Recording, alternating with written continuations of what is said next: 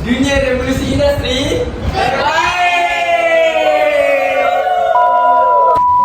Ni bentang apa ni? Kemajuan teknologi.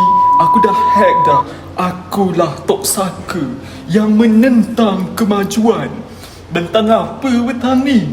Jangan haraplah. Aku tak pernah setuju pun kemajuan ada kat dunia ni.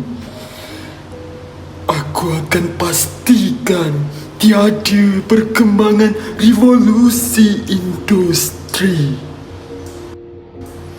SMK Taman Melati tu aku yang punya.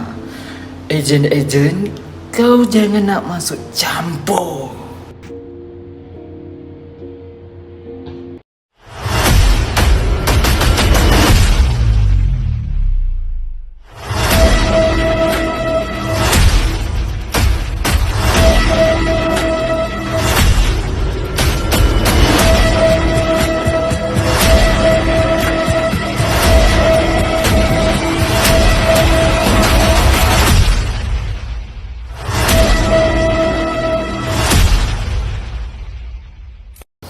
Olah, Atuk ingat kamu semua nak hancurkan SMK Taman Melati.